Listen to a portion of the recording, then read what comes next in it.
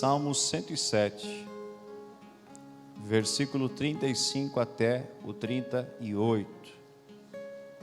Eu vou iniciar a leitura, irmãos. Ele fez com que o deserto se transformasse em lagos, e a terra seca virasse fontes de água. Deixou que muita gente faminta morresse ali. Eles construíram uma cidade e moraram nela. Semearam os campos, fizeram plantações de uvas, e foram boas as colheitas. Deus abençoou o seu povo, e eles tiveram muitos filhos. Deus não deixou que o gado diminuísse. Amém? Feche os olhos, feche a Bíblia. Eu quero fazer uma breve oração. Pai, obrigado por esse dia, por esse domingo tão especial. Um dia único, nunca mais ele vai existir aqui na terra. Obrigado também, Senhor, pela minha casa, pela minha família. E obrigado por cada irmão que aqui está essa noite. Eu coloco minha vida e a vida de cada um deles diante da tua presença. Cobre-nos agora com o sangue de Jesus. Leva o nosso pensamento cativo ao teu senhorio. Que a mente de cada um de nós não fique vagueando, Senhor, mas fique ligada, conectada no Senhor, o Rei da Glória. Que o teu reino, tua vontade, se estabeleça aqui mais uma vez. Espírito Santo, tu tens a liberdade de se mover no nosso meio. Pai, no nome de Jesus, envia os teus anjos para cá, que eles subam esse altar, que eles passeiem no meio da igreja, que eles visitem as escolinhas e que eles estejam cercando esta casa. Pai, livrando cada um de nós de todo intento do inimigo. No nome de Jesus Cristo, nós declaramos frustrado nesse momento todo intento do nosso adversário contra nós e a nossa casa. Queremos ouvir a tua voz, a tua doce e suave voz, mais uma vez. Nos ensina, Pai, os teus caminhos. Nos ensina, Senhor, as tuas verdades. E nós te louvaremos. Nós te agradeceremos em nome de Jesus. Amém. O Salmo 107, nesses versículos que nós lemos agora, vai falar um pouquinho daquilo que Deus operou no deserto. Todos vocês que já conhecem um pouquinho a história do Êxodo, quando Deus ele envia Moisés para o deserto e remove aquele povo, no deserto não, no Egito, e remove aquele povo, um grande povo que lá estava. Deus ouviu o clamor deles por liberdade e enviou Moisés. Então Moisés conduz esse povo para fora do Egito. Porém, querido, eles viveram 40 anos no deserto. E quando a palavra deserto, ela vem à minha mente, as imagens que brotam dentro do meu ser não são boas. Quando eu ouço a palavra deserto, eu logo penso num sol escaldante, muita areia, falta de água, falta de vida, falta de plantas. Por mais que dentro do deserto haja alguns oásis, nós sabemos que deserto é um lugar inóspito, um lugar improvável para viver. Mas foi ali no deserto que Deus sustentou, guardou, alimentou e fez maravilhas no meio do seu povo durante 40 anos. Aleluia! Então o lugar improvável se tornou lugar habitável. Diga comigo, o lugar improvável poderá se tornar o lugar habitável. O tema da mensagem desta noite é: floresça onde Deus te plantou. Olha para duas pessoas e diga para ela: floresça onde Deus te plantou.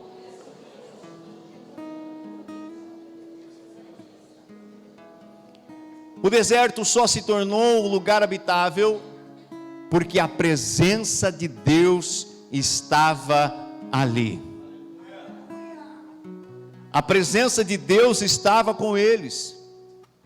A mão de Deus, o favor de Deus, o benefício do Senhor estava sobre eles. Por isso eles conseguiram viver.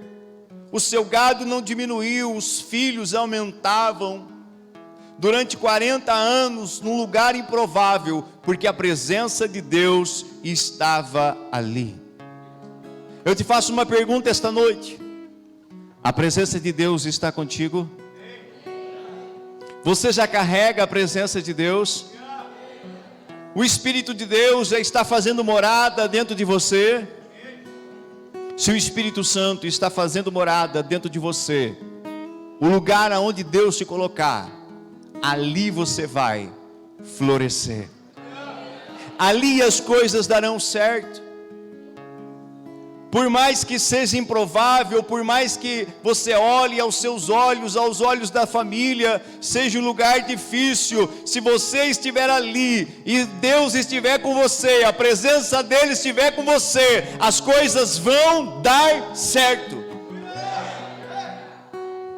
Porque é a presença dele que fará a diferença. Não é a sua habilidade, não é o seu conhecimento, não é o quanto você sabe, o quanto você estudou, por mais que isso seja bom, seja importante. Eu não estou dizendo para você não estudar, eu não estou dizendo para você não crescer profissionalmente, mas se a presença de Deus não estiver, as coisas não acontecem como deveriam acontecer. Aleluia! Quando nós estamos andando com a presença de Deus, como aquele povo estava andando, os lugares improváveis se transformam em ribeiros de águas. E tudo que nós colocamos as mãos vai dar certo. Vai dar certo. Não é o lugar que você está plantado que limita ou impede o teu florescimento. Não é o lugar que estamos, não é a cidade que estamos, não é a família que estamos, não é a igreja que estamos. Nada disso limita o meu crescimento ou me impede de florescer. Amém? O que me impede de florescer muitas vezes é a ausência da presença de Deus. Quem já está começando a entender? Quer ver um exemplo? Vou te dar dois. Em determinado momento da vida de Abraão, houve uma discussão entre os pastores de Abraão e os pastores do sobrinho de Abraão, chamado Ló. Eles começaram a discutir por causa das pastagens. O pastor de ovelha, ele quer levar a ovelha à melhor pastagem. Ele quer levar as suas ovelhas para o melhor lugar, aonde a grama é boa, aonde tem água, aonde ele sabe que vai levar as suas ovelhas e elas vão engordar, elas vão se reproduzir, elas vão ficar fortes. E naquela época não havia cercas como hoje nós temos. Não havia esse tipo de estratégia de dividir em lotes as terras. Eles pastoreavam. Os pastores muitas vezes percorriam longas distâncias junto do rebanho, e depois de um longo tempo eles retornavam então para perto da tenda, da casa onde eles habitavam. Ló tinha muitos servos, Ló tinha muitos rebanhos, Abraão tinha muitos rebanhos, tinha muitos servos, e eles começaram então a discutir, a entrar em contenda. Mas Abraão, como homem de Deus, ele teve uma estratégia. Diga estratégia. Quer ver como Abraão resolveu esse problema? Eu vou ler um texto, se você quiser anotar, anote aí, você que gosta de anotar. Gênesis capítulo 13, versículo 8 ao 11 diz assim: olha como Abraão resolveu o problema. Diga, com sabedoria. Sabedoria do homem ou a sabedoria que vem de Deus? Sabedoria que vem de Deus. Então Abraão disse a Ló: não haja desavença entre mim e você. ou entre os seus pastores e os meus? Afinal, somos irmãos. Aí está a terra inteira diante de você. Vamos separar-nos. Se você for para a esquerda, eu irei para a direita. Se você for para a direita, eu irei para a esquerda. Então olhou Ló e viu todo o vale do Jordão, todo ele bem irrigado, até Zoar. Era como o jardim do Senhor, como a terra do Egito. Isto se deu antes de o Senhor destruir Sodoma e Gomorra. Ló escolheu todo o vale do Jordão e partiu em direção ao leste. Assim os dois se separaram. A bênção de Deus estava sobre quem? A presença de Deus estava sobre quem dentro dessa história? Sobre Abraão. Abraão tinha a promessa de Deus. Deus havia dito para ele: Abraão, por meio da sua vida eu vou fazer uma grande e poderosa nação. Dos seus lombos sairão reis, dos seus lombos sairão homens e mulheres que governarão a terra, que farão a diferença. A bênção de Deus estava sobre ele. A bênção de Deus precisa estar sobre a minha, sobre a sua vida. Diga aleluia. Então Abraão se separa, e Ló, como sobrinho, como alguém mais moço, mais novo, no meu ponto de vista, ele deveria olhar para Abraão e dizer: Abraão, meu senhor, escolhe você primeiro, faça a sua escolha, e depois eu escolherei.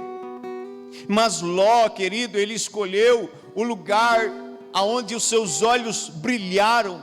Ele viu o vale de Zoar, irrigado, era terra como parecida como o jardim de Deus, uma terra maravilhosa, aonde tinha água, aonde tinha pastagem. Ele olhou aquela terra formosa e os seus olhos se enamoraram por aquele lugar. Então ele foi para lá. Porém Abraão foi para o outro lado. Se você já estudou, você já leu, você sabe o desfecho da história. O final da vida de Ló foi excluído em uma caverna.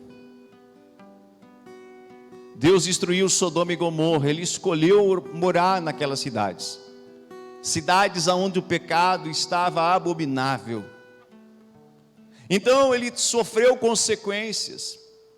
Porém Abraão, se você ver o final da vida de Abraão, foram longos dias diante de Deus. Abraão continuou crescendo, Deus continuou prosperando, Deus continuou enriquecendo Abraão. E a promessa de Deus se estabeleceu na vida dele. Então não é o local, não é o lugar, é o local aonde Deus nos plantou. E se a bênção dele, o Espírito dele, a mão dele está sobre nós, aonde nós estamos plantados, ali nós vamos dar fruto, ali nós vamos florescer. Vou te dar outro exemplo. Quantos já leram a história de Isaac, filho de Abraão? Levanta a mão para o céu. Isaac, um dos patriarcas. Teve um momento na história que a terra teve seca, como nós enfrentamos agora, estamos ainda enfrentando a seca. E você sabe que com seca não dá para plantar. Aquilo que você planta, você corre o risco de perder. Não tem como cultivar sem água. Aquele que planta sabe disso. Não tem como você fazer a sua criação, criar o seu gado, seja ele de grande porte ou de porte pequeno, sem água. Nem nós, seres humanos, não vivemos por muito tempo sem água.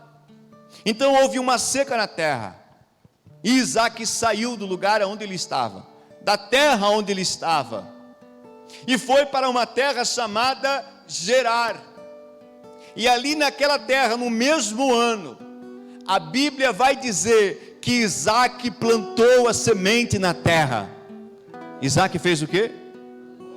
Plantou sua semente na terra, cultivou a terra. Ele era pecuarista e ele era agricultor. Essa era a renda de Isaac, era a forma como ele vivia. Sabe o que aconteceu? Porque a bênção de Deus estava sobre Isaac, porque a mão de Deus estava sobre Isaac, porque o favor de Deus estava sobre Isaac. Sabe o que aconteceu? Pergunta para o irmão do teu lado aí, sabe o que aconteceu?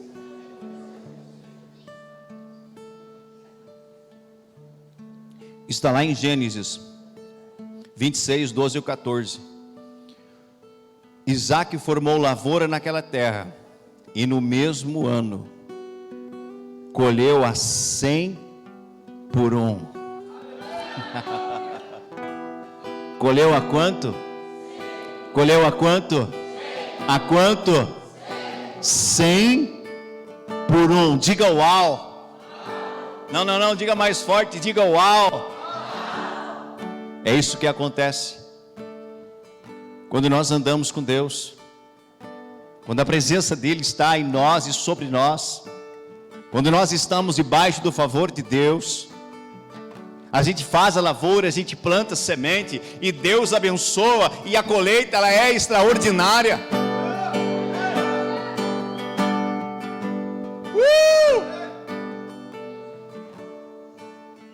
Porque o Senhor o abençoou.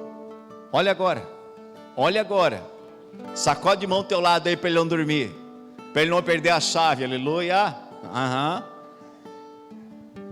O homem enriqueceu. O homem enriqueceu, e a sua riqueza continuou a aumentar, até que ficou riquíssimo. Possuía tantos rebanhos e servos que os filisteus começavam a invejá-lo. Se você seguir lendo o texto, você vai ver que os filisteus, eles chegavam ao cúmulo, ao ponto de entulhar os poços de água, para que o rebanho de Isaac não bebesse, e ele fosse embora daquele lugar. Nenhum dos outros homens habitantes de Gerar colheu como Isaac colheu, aleluia. Mas eu te faço uma pergunta: não era a mesma terra? Sim, era a mesma terra. Ele chegou lá depois, ele não escolheu a melhor terra. As melhores terras já estavam sendo produzidas, mas ele foi debaixo da bênção de Deus para aquele lugar. A mão de Deus estava sobre ele, ele estava andando com Deus, o favor de Deus estava sobre ele, e ele semeou e colheu 100 vezes mais, e enriqueceu, ficou riquíssimo. Cutuca o irmão do teu lado e diga assim: a chave, o segredo é a presença de Deus. Aleluia. Aqui na nossa região, não vou falar, senão talvez alguém pode se ofender. Aleluia. Agora você ficou com a pulga atrás da orelha, sim ou não? Vai ficar com a pulga atrás da orelha.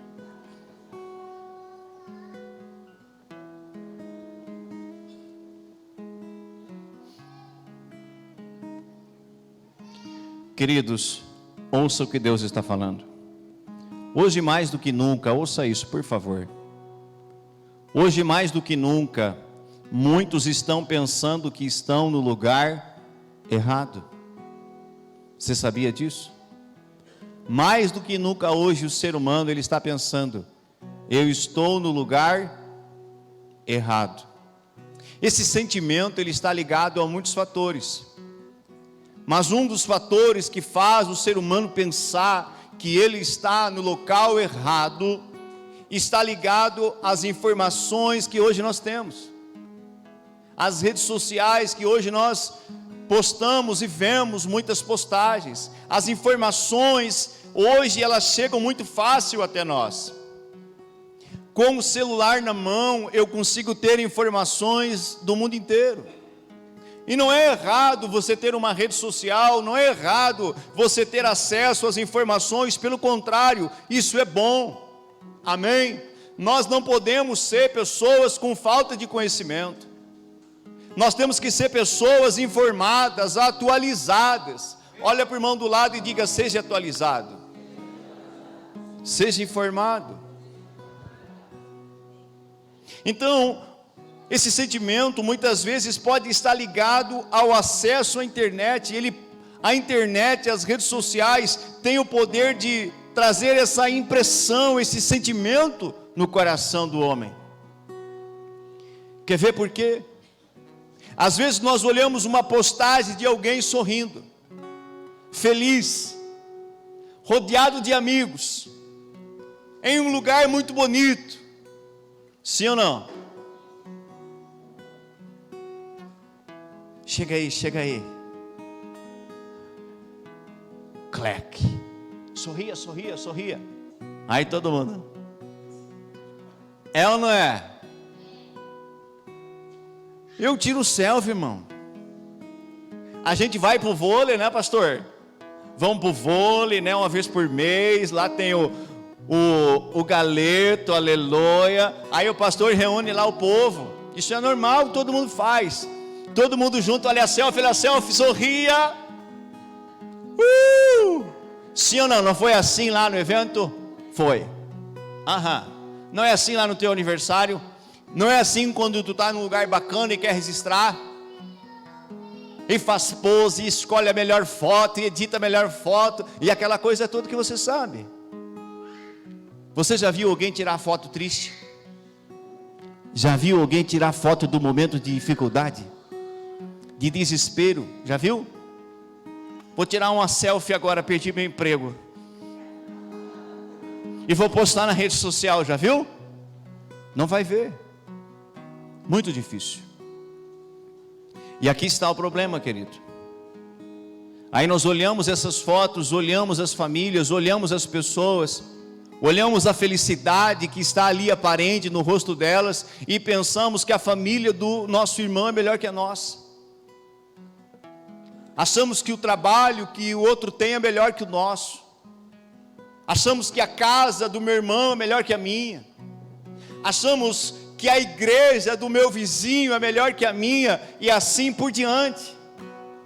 Porque olhamos a aparência, mas vai sentar junto dessas pessoas. Muitas vezes há uma felicidade momentânea, na hora da selfie, na hora da foto, mas vai sentar, vai ver os bastidores, vai ver o dia a dia, vai conversar com elas. Às vezes estão lá tomando caixas e caixas de remédio para ansiedade, depressão, para poder dormir. Sabe, irmãos, que quarta-feira nós estávamos aqui no culto, havia muita gente. E nas quartas-feiras nós temos ministrado com imposição de mãos, orado por cura, orado por aquilo que Deus vai dirigindo, porque a gente ensina menos e ora mais, amém? E chamamos os irmãos para frente, e eu e minha esposa, nós ficamos surpreendidos com a quantidade de pessoas que pediam oração, porque elas estavam sofrendo de ansiedade, aleluia, ansiosos, preocupados, nervosos, aflitos. Nós oramos, abençoamos sim. Entendeu agora? Está entendendo?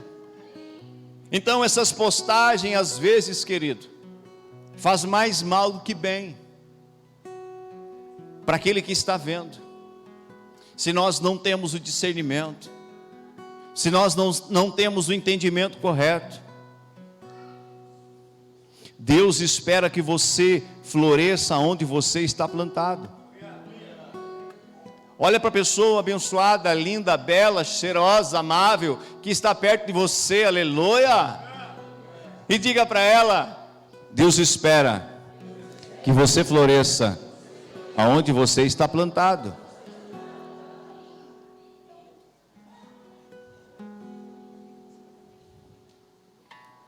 Ele quer que você nunca esqueça que a sua bênção está sobre você. Sabe, irmão, que às vezes nós esquecemos que a bênção de Deus está sobre nós. Às vezes nós ficamos com medo.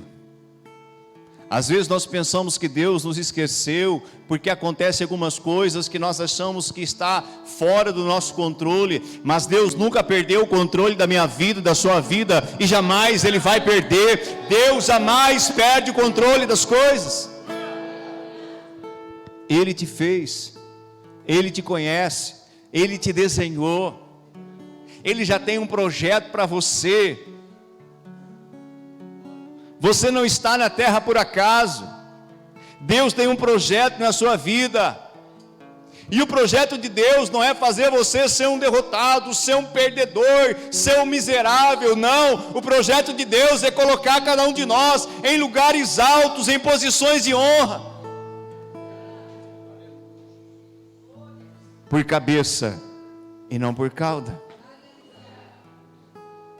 Mas muitas vezes nós não queremos viver o projeto que Deus tem.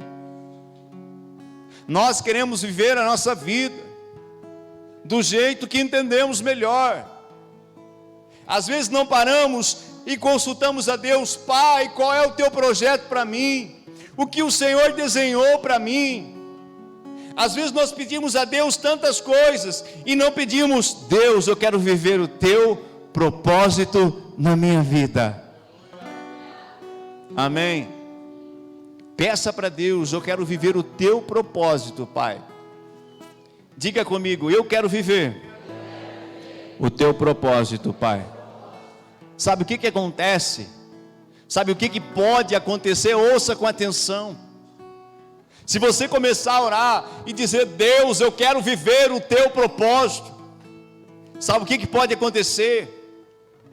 Deus vai começar a remover pessoas de perto de você. Pessoas que impedem, pessoas que atrapalham aquilo que Deus tem para a sua vida. Deus, Ele vai às vezes desconectar algumas pessoas e vai trazer outras conexões de longe que você ainda nem conhece, mas que vai te levantar, vai te ajudar, vai te inserir na presença de Deus.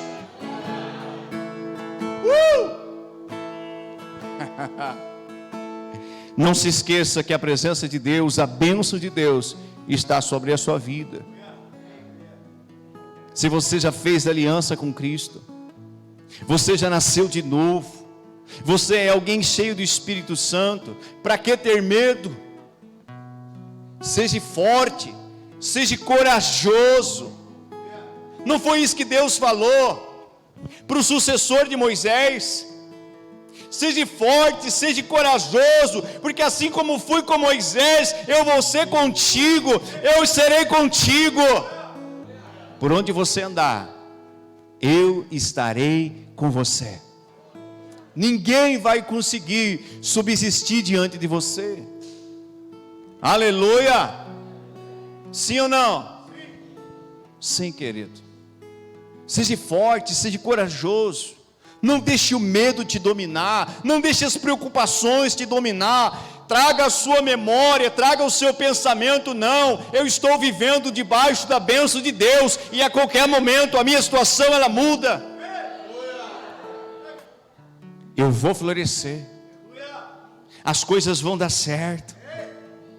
Uma estação nova está se aproximando sobre mim, sobre a minha casa, sobre as minhas finanças, sobre a minha saúde. Você tem que acreditar nisso, porque é a palavra de Deus.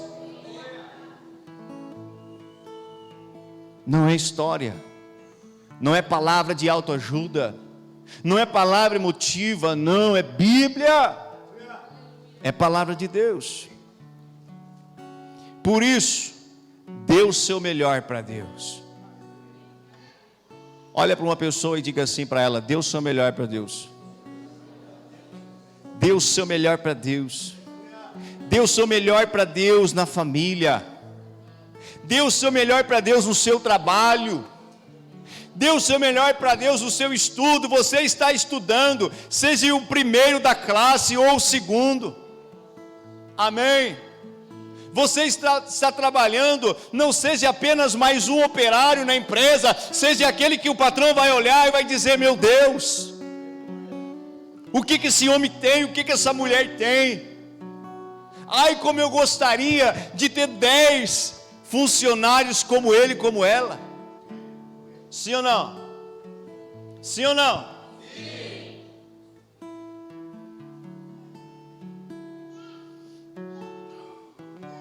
Eu sinto a presença dele aqui. Deus sou melhor para Deus no seu ministério. Deus te plantou aqui. Deus te trouxe para cá. Deus estabeleceu você aqui. Domingo passado nós aprendemos sobre raízes. Quem estava aqui vai lembrar. Raízes profundas ou raízes superficiais. Deus plantou você aqui, se fortaleça, cresça e floresça dentro do chamado, do propósito que Deus tem na sua vida.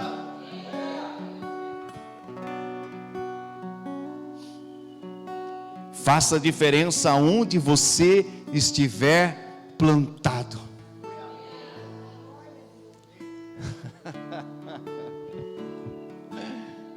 Até na cadeia. Se a bênção de Deus está sobre você, ali você se destaca. Pastor, como assim? Bíblia? A bênção de Deus estava sobre José. Sim ou não? Por causa que a bênção de Deus estava sobre José, os seus irmãos se enciumaram, tentaram matá-lo. Mas não mataram, porque Deus tinha um projeto, e venderam ele como escravo para o Egito. Chegando lá, José vai trabalhar, de livre agora escravo, dentro da casa de Potifar. E ali, querido, aprontam para ele. A mulher daquele homem dá em cima dele. Mas ele se manteve fiel, se manteve firme, porque o Senhor dele disse para ele: tudo que eu tenho eu coloco nas tuas mãos. Abaixo de mim nessa casa é você. Porque aquele homem viu que a mão de Deus, o favor de Deus, a bênção de Deus estava sobre José. O que ele colocava na mão prosperava, o que ele fazia dava certo. Ele era iluminado. Quantos aqui são iluminados? Você é iluminado, irmão. Se o Espírito de Deus mora aí dentro, você é iluminado. Não deixa o mundo dizer que você não vai conseguir. Não deixa o diabo dizer que não vai dar certo. A bênção de Deus está sobre você. Só que às vezes nós damos mais ouvido à voz do mundo e do diabo, e nos acovardamos. E Deus quer fazer da gente, e por meio da gente, tantas coisas. E nós nos acovardamos, ficamos com medo. Crise de identidade. Eu sou filho de Deus, irmão. Você é filho de Deus. Você não é filho de qualquer um. Teu pai é aquele que criou todas as coisas, que pode todas as coisas. Se levante do chão, reaja. Se coloque de pé, a Bíblia diz. O Senhor falou para o profeta: se coloque de pé e falarei contigo. Tem pessoas aqui dentro que precisam se colocar de pé.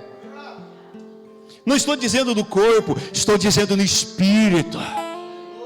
Mas é a palavra de Deus, você ouvindo a palavra, se alimentando, se fortalecendo, que vai te colocar de pé.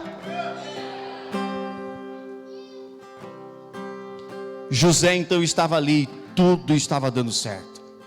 A mulher apronta e ele vai parar aonde? Na cadeia. Aí eu te pergunto, a bênção de Deus ficou na casa de Potifar ou foi junto com José para a cadeia? Foi junto com José para a cadeia. E na cadeia ele fez a diferença. Ao ponto do carcereiro responsável pelo presídio pegar a chave e dar para ele e dizer: camarada, eu vou descansar um pouco com a minha família. Algo diferente na sua vida. A partir de hoje você é o carcereiro-chefe. Cuide da cadeia, cuide dos presos, cuide da prisão, porque a bênção de Deus estava sobre ele. Mas ele não parou, ali não foi o destino dele. O poço não é o seu destino, a cadeia não é o seu destino, a casa de Potifar não é o seu destino, o palácio é o teu destino, ali é o teu lugar, é no palácio, é na presença do rei, é no lugar de autoridade, ali é o meu destino, o seu destino. Deus nos chamou para governar, para reinar com Ele. Eu sinto a presença dEle. Deus nos chamou para fazer a diferença. Se coloque de pé nessa noite. É tempo de florescer. É tempo de florescer.